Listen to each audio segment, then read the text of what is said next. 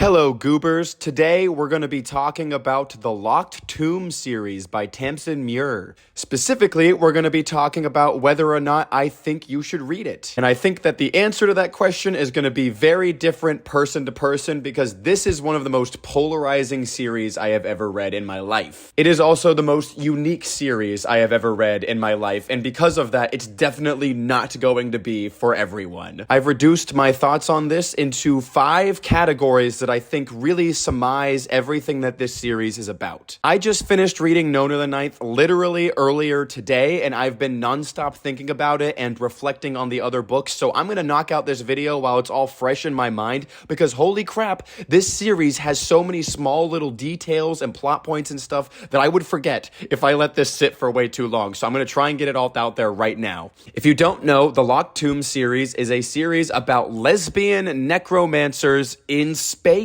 That's what the tagline is on the first book, Gideon the Ninth. And you know, I spent a long time trying to think of a better way to describe this series. And I can't. I cannot. The necromancy is abundant. The mysteries are abundant. The lesbianism is abundant. The sci-fi stuff is abundant.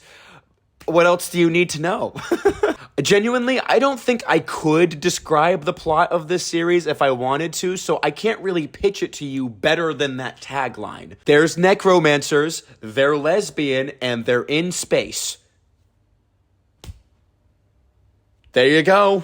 This will be mostly spoiler-free. There might be a couple of light things here and there, but I promise you, I really cannot spoil this series for you. Even if I told you everything that had happened from beginning to where the end of Nona the Ninth is, there would still be so many things that are way too confusing and that don't make sense, and reading them is really the only way to understand everything that goes on. Anyways, point number 1, probably the most important of them all, is the narrative structures of the Locked Tomb books. Tamsyn Muir intentionally keeps you at arm's length as a reader, and because of that, the plots are very, very, very convoluted in a good way. I'm not saying that as like a bad thing. It is intentional that the plots are convoluted. You're supposed to be confused as hell for the majority of these books. I would say that the first book is the most straightforward because there's a central kind of mystery and goal that the characters are going after, but from there moving forward in books 2 and 3, it's pretty wild. In the second book, there's a lot of like timeline hopping and like perspective hopping, and there's a lot of like gaslighting about the events of the first book. In the third book, you're seeing the events through the eyes of a character that doesn't really understand what's going on at any point, so you're also confused because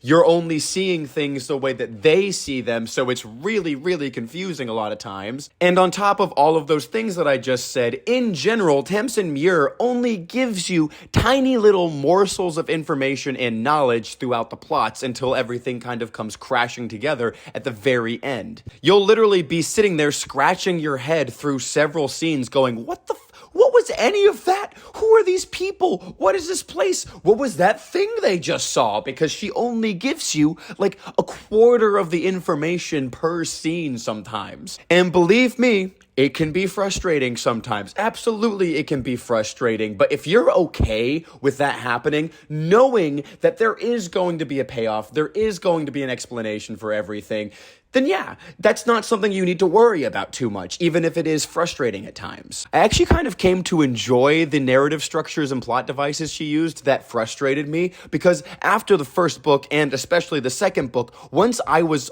fully confident of her abilities to wrap things up and to bring things together, I kind of reveled in the mysteries and the things that she wasn't showing me, the things that she was keeping at an arm's length, because I knew that the things she intentionally wasn't describing or showing or letting me in on were things that were going to kind of be in that bombastic conclusion, you know? But on the other hand, I can fully understand if you don't have the patience for that. I almost didn't at several points, and that's totally okay. But when you get to the point where you're just accepting things as they come, man, this series really starts to take shape and come to life in a way that I have never experienced while reading before. All right, this next point is less important than that one, but I do think it's something worth taking into consideration, and that's that Tamsyn Muir has a very specific style of humor in her books, and if you don't enjoy the humor that she has, I think a lot of the heart and soul of the series would be lost. Who I would consider to be the main character is very vulgar. She's very like quippy, not like Marvel quippy. Like she just has an answer for everything that's like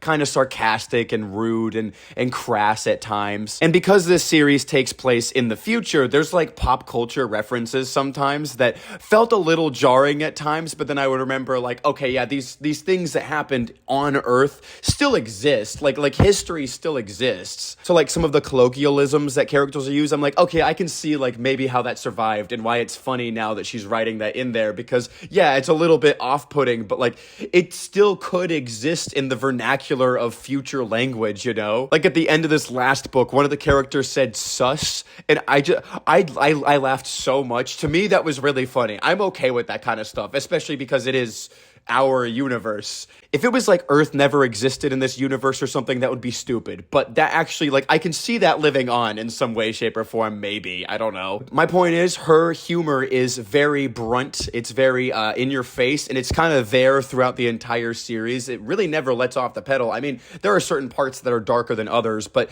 humor is pretty consistent throughout this series. And oftentimes it's very dark humor, like a character will say or do something that's just, whoa, holy crap, so shocking, and it's like turned into a comedic moment, but not in a way that's gonna like ruin the tone or the mood, and just in a way that's like commenting on it in a way. I don't know how else to explain that, but her humor is very in your face, and if you don't enjoy it, I don't think you'll enjoy the series. All right, and this next point is the one that drew me in the most as a reader, and that's that Tamsyn Muir has absolutely godlike imagery in her writing. And it took me a while to catch on to this point because, like I said, a lot of times Tamsyn Muir doesn't describe things in the way that you would expect her to. She uses a lot of out there adjectives. In general, she uses a lot of just out there language that is not commonly used. And so sometimes it was difficult for me to create a picture of what was happening in my mind. But what you'll come to realize pretty quickly if you read this series is that when she does that, it's very intentional, because other times she gives you every little detail of something. And when she's doing that, she's telling you, hey, this is what's important. When I don't describe something, it's not important. And so when she gives you that imagery, really, that's what you latch onto, and it creates this beautiful picture for you. Because she has such distinct prose and such distinct vocabulary, her imagery is just absolutely vivid. I've never had clearer pictures than of the moments that she really hones in on, and so some of the images from this series are just totally seared into my brain. So many times a scene will be kind of plodding along and you're like, okay, what is this space they're in? What's exactly going on? And then things just take off and you get this image in your head of exactly what's going on, and it's like the most crazy, insane thing you've ever seen.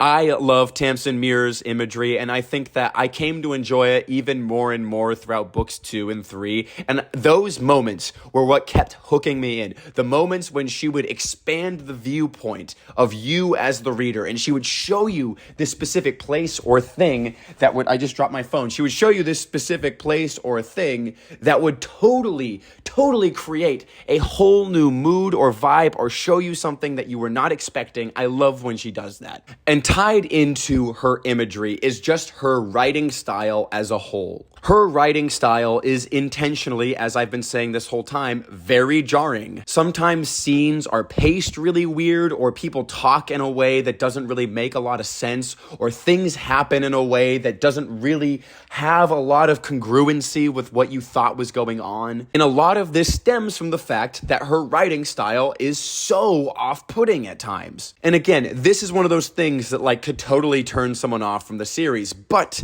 if you're able to sink into kind of the rhythm she's giving you, it's meant to be kind of janky. It's meant to feel like you're offbeat all the time. That's the point. That's the entire point of the entire series. And once you get that, man, there's just something really special about the way that she has her book kind of go into these divots and then come back up into these peaks and then these divots. And I'm not talking in terms of how good or bad it is. I'm talking in terms of how the mood fluctuates, how the pacing fluctuates, and how all of these things come together in a way that I have never experienced before, but that is clearly extremely intentional. I've never been as off balance as a reader as I have been reading the Locked Tomb books. It's a really, really unique experience. There's nothing like it. I would compare it to something, but I genuinely can't think of anything that is even kind of like the way she writes. The closest thing would be like the way that Steven Erikson writes the Malazan Books of the Fallen, in that he doesn't give you all the information and he kind of makes you wade through all the goo and all the muck to find answers.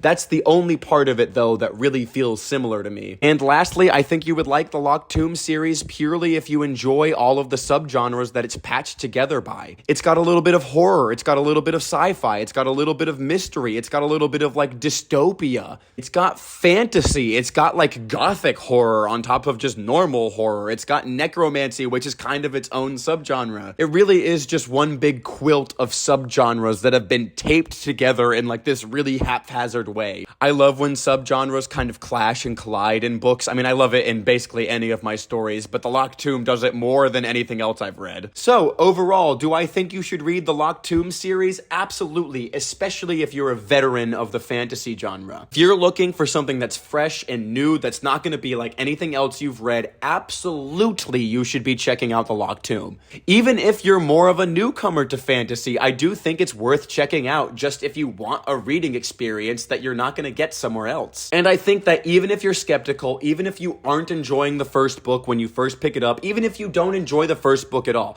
definitely keep going, because each of the 3 books is so stylistically different from each other that your experience with book 2 might be entirely different than your experience with book 1, which was exactly what happened to me. And because of my experience with book 2, Tamsyn Muir earned my trust as an author, and so I was able to go into Nona the Ninth, which is the newest book, with an open mind. And while there were parts of it that frustrated me and confused me, I trusted her as an author at that point, and now I'm fully in for the ride. I suppose one more caveat that I should give is that this is not a completed series. Book 4, Alecto the Ninth, has not come out yet, but it is expected to be coming out this next year. I am totally in love with this series now. It's an experience I'll never forget, and even though a lot of the details may be fuzzy with time, I'm never going to forget the feeling that this series has given me, because nothing else is like it. I've said that like a million times, but really, there's just nothing else that I can think of that is like this series. Anyways, that's going to do it for today, guys. If you're still sticking around, don't forget to subscribe, and I will see you guys in the next video. Until then, I hope you're happy and healthy. I hope you're doing well, and I'll see you then. Bye-bye.